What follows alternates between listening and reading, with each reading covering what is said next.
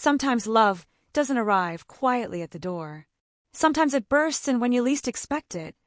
Messy, forbidden, and unstoppable.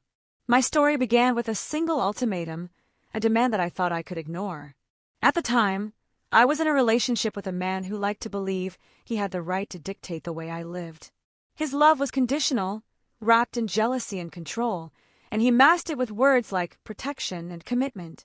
When he told me not to go on the trip I had been planning for months, his words cut deeper than he knew. If you go, we're done. If you post something with him, we're done. By him, he meant my best friend. The one man he could never stand. The one person he believed was a threat, though he never admitted why. Deep down, I think he knew. He knew there was something unspoken between us. Something that had been building quietly for years. But ultimatums only work on people who are afraid. And I wasn't afraid anymore. I packed my bags. I booked my flight. And with every folded dress, every pair of sandals, every tiny bottle of sunscreen, I folded away a little more of his control over me. When I zipped the suitcase shut, I felt lighter than I had in months. My best friend was waiting at the airport, grinning the way he always did when I walked into the room. He had that kind of smile, the kind that reached his eyes, the kind that made me feel seen. We hugged, and for a moment, I let myself melt into the warmth of him. I didn't think about what my boyfriend would say. I didn't think about the ultimatum waiting like a storm cloud behind me. I just thought about the fact that I was exactly where I wanted to be. The destination was like a dream. White sand stretched endlessly, the sea shimmered under the sunlight, and the air was thick with salt and freedom. The hotel overlooked the ocean, the balcony catching every golden sunset. We spent our days running barefoot on the beach, diving into waves, laughing until our stomachs hurt. I felt young again, alive in a way I had forgotten. It was the second day when I slipped into the bikini. A bold choice, I knew. Bright blue, hugging curves I had hidden for far too long. When I stepped out of the bathroom, his eyes widened just slightly. He tried to cover it with a teasing smirk. Wow, you're really making the rest of the beach feel insecure, huh? I rolled my eyes, but I couldn't ignore the way his gaze lingered a fraction longer than usual. And for the first time, I let myself notice. On the beach, we took photos. Silly ones at first. Me throwing water at him pretending to trip in the sand. Then came the picture, the one that changed everything. I stood close to him, his arm around my shoulder, both of us smiling wide, sunburned and carefree. There was nothing explicit about it, nothing anyone could accuse. But the closeness, the warmth, it said more than we realized. I posted it. The caption was simple. Sun, sand, and the best company. It wasn't a dagger, but it might as well have been. Within minutes, my phone buzzed. His name lit up the screen again and again, but I didn't pick up. I knew exactly what words were waiting for me on the other end. Accusations, anger, demands. Instead, I placed my phone face down on the lounge chair. My best friend noticed. He always noticed. You don't have to answer, he said softly, handing me a drink. I don't want to, I admitted, surprising myself with how firm I sounded. We sat in silence for a while, listening to the waves crash against the shore. Then, without warning, he reached for my hand. His fingers brushed mine lightly, tentatively, as though asking a question without words. And I didn't pull away. That night, the air was heavy with humidity and possibility. We sat on the balcony, a bottle of wine between us, the sea whispering below. The moonlight made everything softer, safer.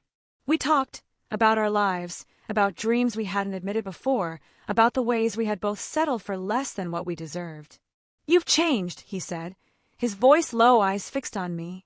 Not just this trip, even before. You're not the same person you were with him. I swallowed, the truth rising like a tide I couldn't stop. Maybe because I'm finally remembering who I am. He nodded slowly, then leaned closer, his voice barely above a whisper. You deserve someone who loves that version of you, not the one he tried to shape. My heart raced. I wanted to say something back, but all I could do was look at him. His face was inches from mine, his breath warm against my skin. And then, before I could second-guess, our lips met. The kiss was soft at first, hesitant, as though we were afraid of what it meant. But then it deepened, years of unspoken words unraveling between us. His hand cradled my face, his thumb brushing my cheek, while mine clutched at a shirt like I needed him to keep me steady. When we finally pulled apart, both of us breathless, the silence was filled with everything we hadn't dared to say. I shouldn't have, I began, but he cut me off with a gentle shake of his head. No, we both needed to. The next days blurred into something almost unreal. We were closer now, in ways we hadn't been before. Every smile carried weight. Every touch lingered. On the beach, he would brush sand from my shoulder, his fingers lingering on my skin. In the water, he would lift me effortlessly, spinning me around until we were both laughing too hard to breathe.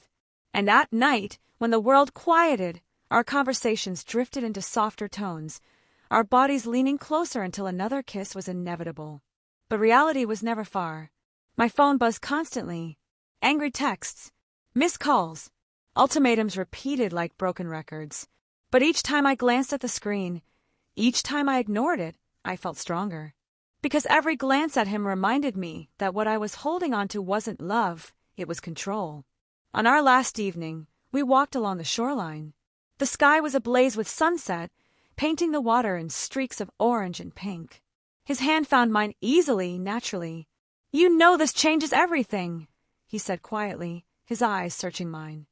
"I know," I whispered. "Then choose. Not for him. Not for me. For you. What do you want?" The question hung heavy in the air. For a moment, I felt the weight of it pressing down. And then I realized the answer had always been there, waiting for me to be brave enough. "I want this. I want you." Relief, joy, and something deeper flickered across his face. He pulled me into his arms, lifting me off the ground as laughter spilled out of me, the ocean waves rushing against our feet. The world felt vast and small all at once, as though everything I had ever needed was right there in his arms. When we returned home, the storm broke. My relationship ended in angry words, accusations, and slammed doors. But instead of grief, I felt freedom. For the first time, I wasn't mourning what I lost. I was celebrating what I found. Because waiting for me was someone who had always been there. Someone who loved me without demands, without ultimatums, without control. Someone who saw me clearly and loved me anyway. The bikini picture that sparked the storm became more than just a photo. It was the moment that set me free. The moment that gave voice to a forbidden romance we had kept hidden in silence for too long. And though the world might not understand, though people might whisper and judge, I knew in my heart that I had chosen love. Not the kind that cages you. The kind that sets you free.